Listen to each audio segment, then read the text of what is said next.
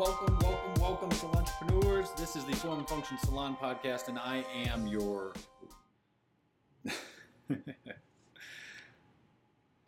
Welcome, Salontrepreneurs. I am... Welcome, Salontrepreneurs. This is the Form and Function Salon podcast, and I am your host, Benjamin J. Thank you for checking us out, tuning in, subscribing, following us on social media, all of the things to thank you for. You can, of course, follow me personally at BNJMNJY on Instagram. That's Benjamin J minus the vowels, except for sometimes Y. But anyway, I'm excited about this episode. This is one of my favorite topics, and I'm surprised it took me 13 episodes to get to it, but we're going to be talking about marketing on this one. Because it is something that I enjoy so much, I might end up going a little long, but that's okay. You can pause it. You can come back to it. Speaking of Instagram, I don't know how you are feeling on Instagram right now, but I, to be honest, am getting really bored. And I don't know if it's my fault. I don't know if it's the algorithm's fault.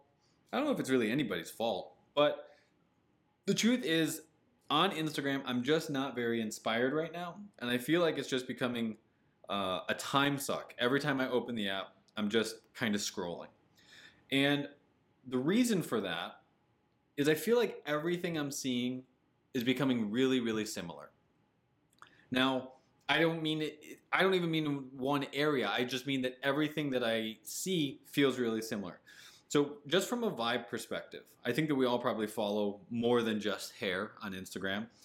And so architecture, right? Architecture has been a passion of mine. I've loved it for a very long time. And so there's a number of pages that I follow about architecture. But to be honest, everything that I see on my Explore page and everything that I see on some of the pages that I follow, I feel like it has the same vibe. I recently started following some travel blogs, or I love the idea of converting a van and just going on a massive road trip. And so I started following a number of different travel pages. And to be honest, they all feel like the same thing. They all have the same vibe. Sneakers, I would say I have a healthy sneaker addiction. Some people might say that it is definitely not healthy, but I follow some sneaker pages. I follow numerous sneaker pages. And everything I see, I just feel like it's the same sneakers, the same posts. Basketball, I follow some sports pages, and I see the same highlights over and over. And so, again, I don't know if it's me, I don't know if it's the platform, but I do feel like what I'm seeing is the same thing over and over.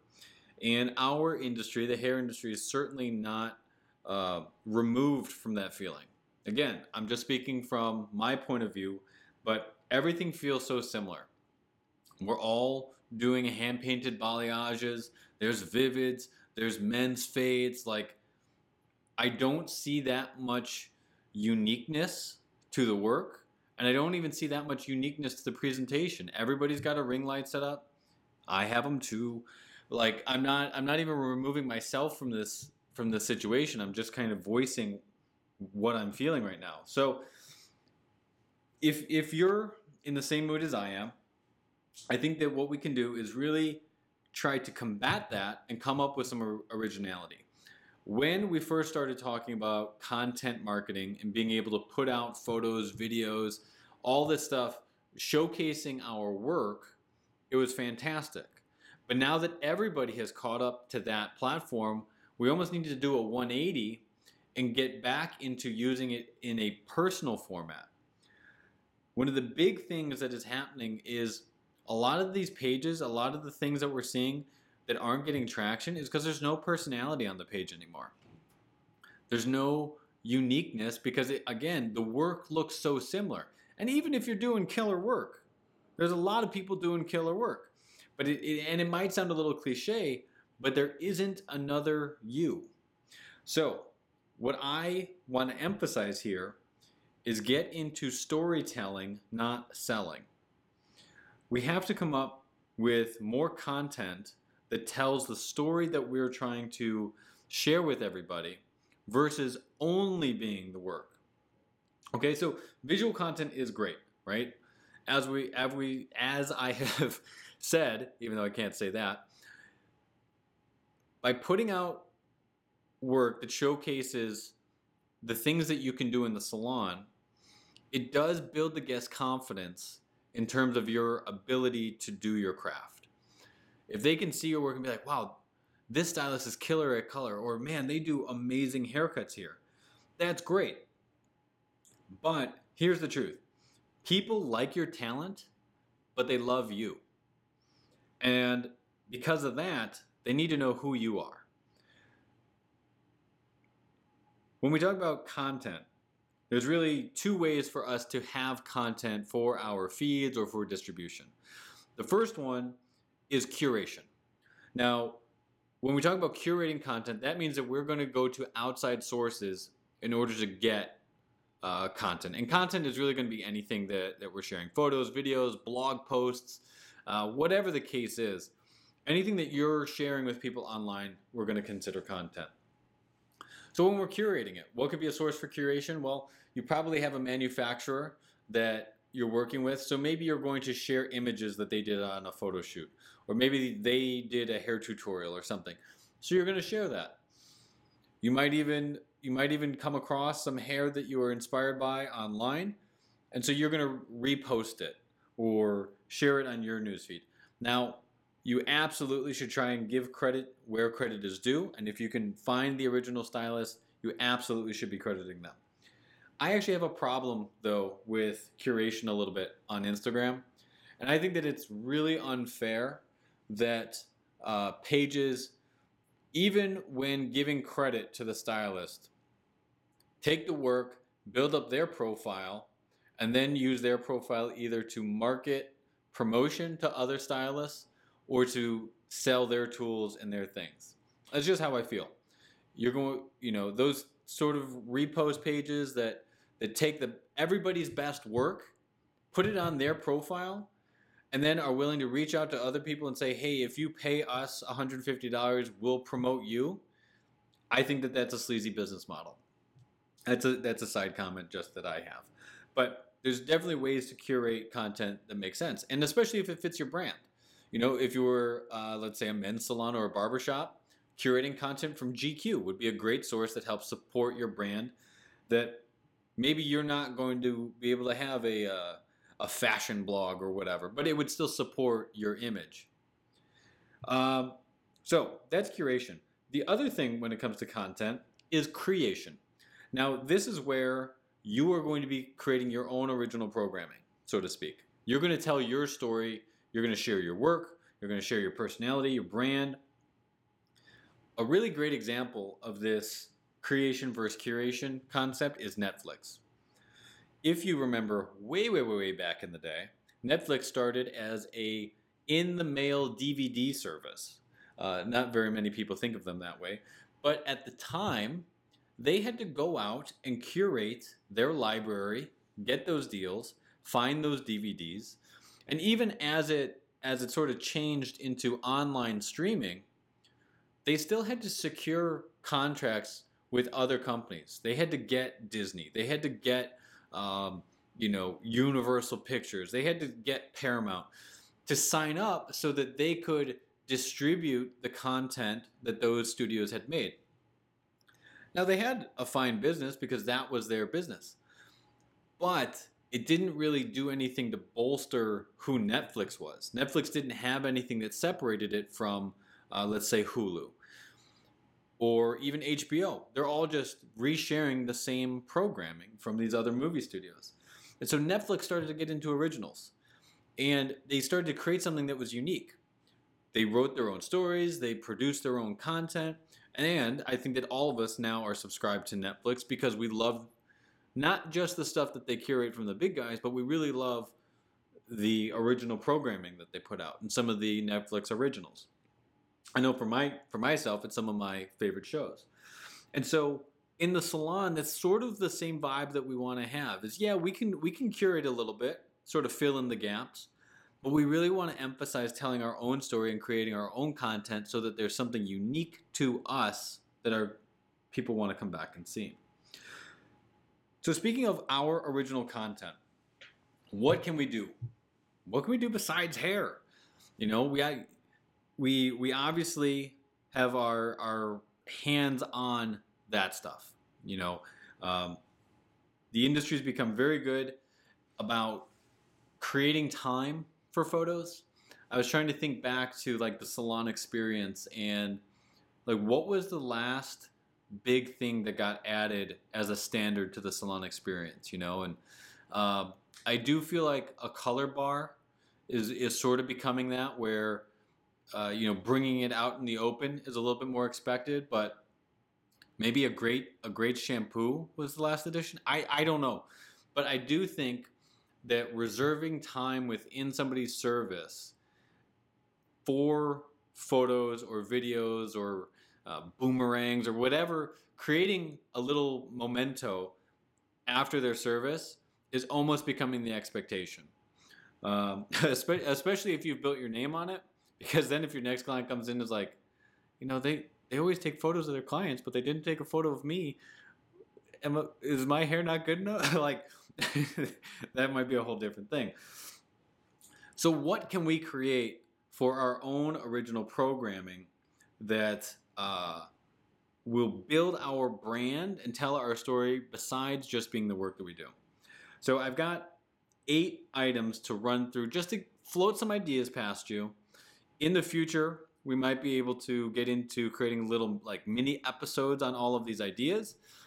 Or if you ever email me at ben@thehairloftltd.com, we can always sort of game plan and maybe strategize and do some coaching sessions on what you might want to put into your content strategy. All right, so number one's kind of an obvious one. Current offers or promotions.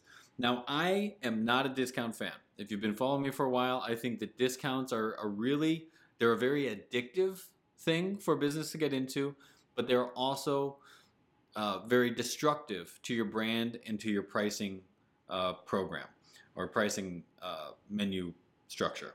So I'm not a fan of discounts, but I do like the idea of featuring services. So we just came out of the holidays. One of the things that we did over the holidays was we had introduced some new wash house treatments, some new conditioning, deep conditioners.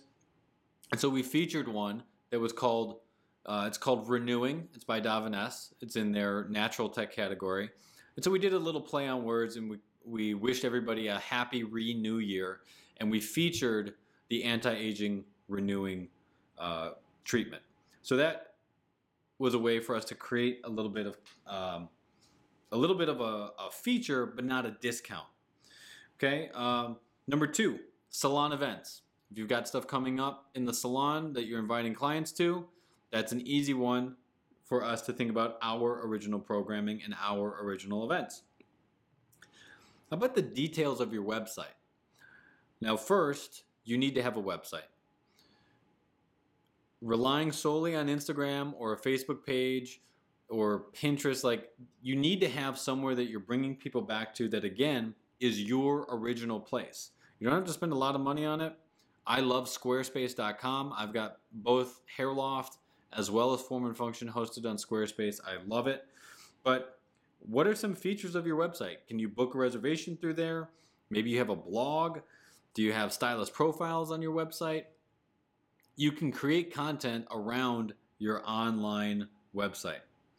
Number 4, your purpose and your history. We call this our why. But when we're talking about sharing your story, here you go. Share your purpose. What are you all about? What is your mission statement? And how do you create content around your mission statement? Has your business been a cornerstone in the neighborhood for a long time? How do you tell a story of, you know, when you got started in, for us, 1980, and you grew and changed neighborhoods and added a second location? Like, there is an amazing story there that you can share. Number 5, we're going to call this New and Now, and it is the latest news. So could you do a trend report about what's coming up in fashion and in hair that is really starting to change? What I'm seeing right now is a shift back to warmer colors. For the longest time, we saw things that were icy and silver, purples and pinks. And now I think you're going to see the opposite. I think we're going to get back into golds and coppers and reds and oranges. And, it's just that's the way that the pendulum swings when it comes to fashion. The other new one now that we can talk about is any sort of new products or services that you're launching. Are you adding, like I just mentioned, a new wash house treatment? Are you adding hair extensions? Are you doing makeup? Is there some new service that you're launching that you can tell the story about that new service? Are there new products that you can do some fun videos or photos about that, again, aren't buy one, get one free or 20% off on Tuesday? Tell me the story about why this product is interesting and why it's different. Number 7, awards. Now, maybe you don't have awards, but I guarantee you have positive reviews on, maybe a Yelp or Google Pages. You can absolutely take that off of there and create some cool content around it. Especially, here you go, if you've got the photo of the client that you did and a positive review from that person, that would be awesome to put those two together. And number 8 is location. Now, this one may not seem as obvious as some of the other ones on this list, but having a strong neighborhood is a huge advantage to building your business. And so if you can share and help create content with your neighbors, and put a profile on the restaurant that's next door, or maybe there's a boutique, the stronger the neighborhood, the stronger the chance is that you are going to be in a strong position to grow your business. So there you go. 8 ideas for some original programming beyond just doing hair and just showcasing the work that you do. Because we have to get back into telling our stories beyond just the work. We've got to put some personality into it because the industry is all caught up. Everybody's doing great work for the most part. Let's say there's a lot of great work, and because of that, we need to show the uniqueness of our story, our personality, our brand, so that people want to choose us, choose you, and go from there. So thank you for listening. I want to hear from you. What do you do to create some original content beyond just hair? Is there something that was on this list, something that wasn't on this list? Send that to me, ben@thehairloftltd.com. I want to hear from you. And until the next episode of the pod, please continue to live your successful lifestyle. Talk to you then.